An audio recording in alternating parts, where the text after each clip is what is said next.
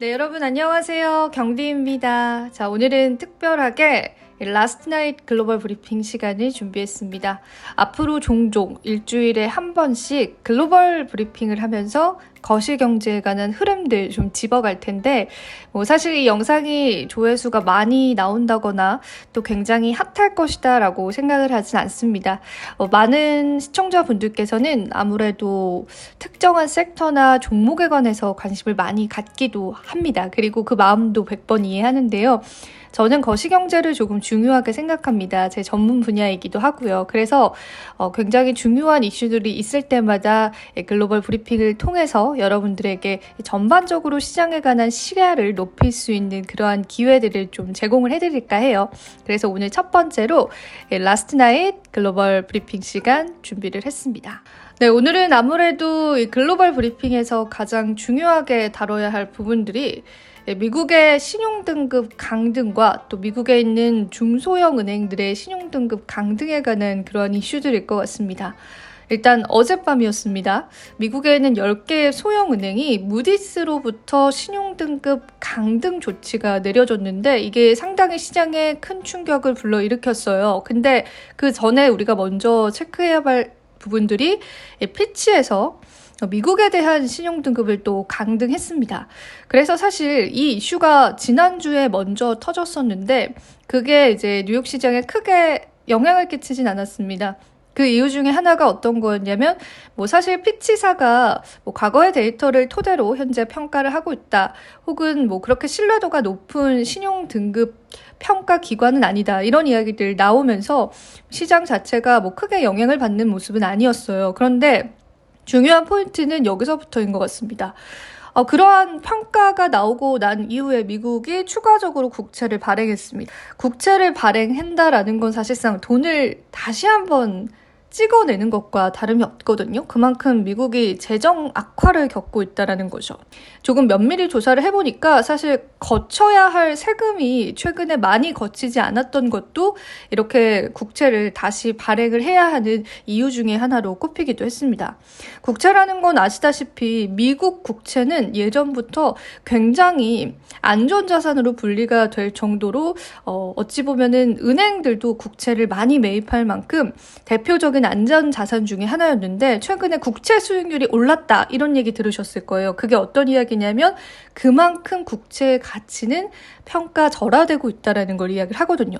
자, 그래서 이 두 가지 이슈가 맞물리면서 시장에서는 10년물 국채 수익률이 굉장히 급등했고요. 그 다음에도 계속해서 급등을 하면서 정말 몇 년 만에 최고치를 달성하기도 했습니다. 물론 지금은 약간의 소강 상태를 나타내고 있기는 합니다.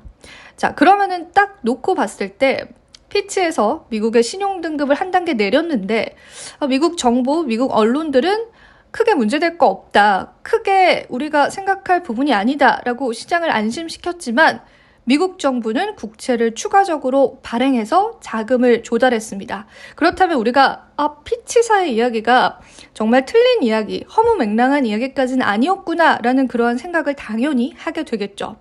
자, 그리고 이제 한 주 정도 지나고 나서 어젯밤이었습니다. 이번에는 신용평가기관인 무디스 같은 경우에는 이제 피치보다 더 신용도가 굉장히 높고 신뢰도가 높은 기관입니다.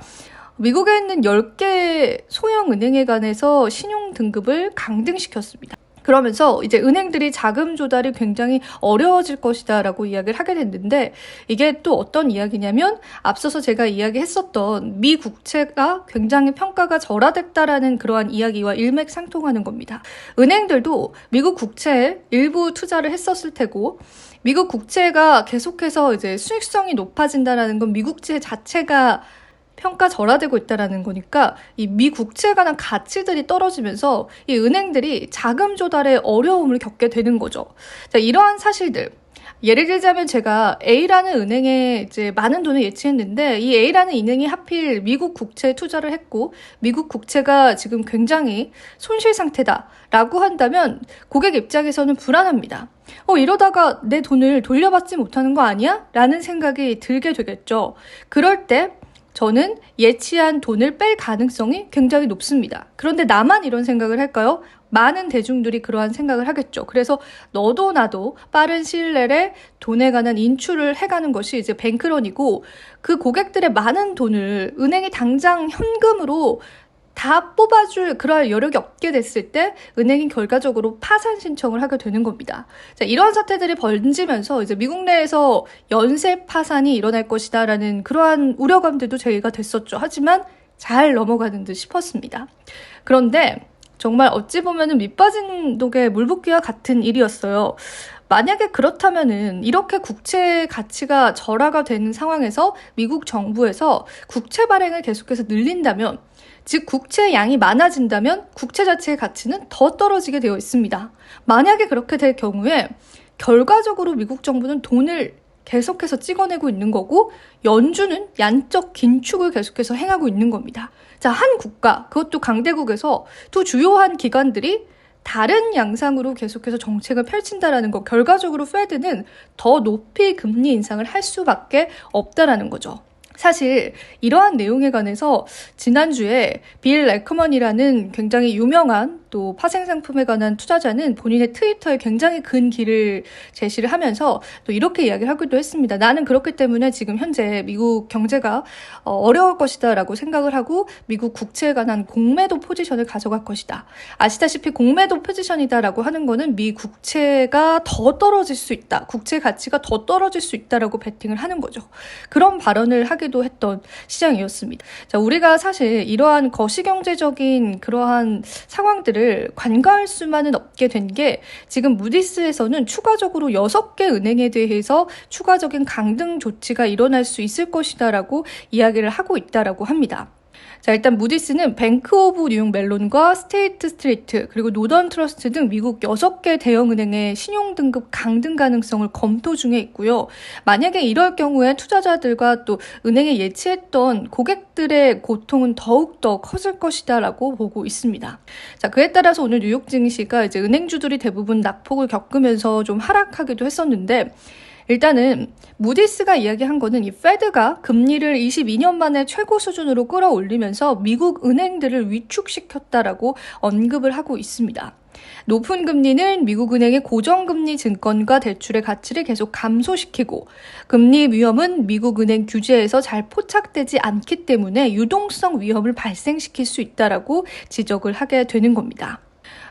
이런 상황들이 지금 현재 나오고 있다라는 거고요. 대부분의 지역은행 같은 경우에는 미국의 최대 은행과 또 글로벌 동종은행에 비해서 규제 자본이 상대적으로 낮다라고 또 지적을 하기도 했습니다. 자, 이러한 사태까지 이제 퍼지면서 미국 내에서 또 한 번 거시경제적인 위험성들이 좀 대두가 되고 있는 것 같아요. 여러분들은 이러한 상황들을 또 어떻게 생각을 하실지 모르겠습니다. 만약에 이렇게 미국의 신용등급 강등과 미국 은행들의 연쇄 파산이 일어나게 된다면 결과적으로 미국 정부에서 어떤 조치를 취하겠죠. 그런데 그 조치라고 해봤자 사실상 다시 돈을 찍어내는 것밖에 없습니다. 그렇다면 지금까지 연준이 계속해서 금리를 인상했던 그러한 스탠스들이 어찌 보면 유지될 수 있다라는 거고요.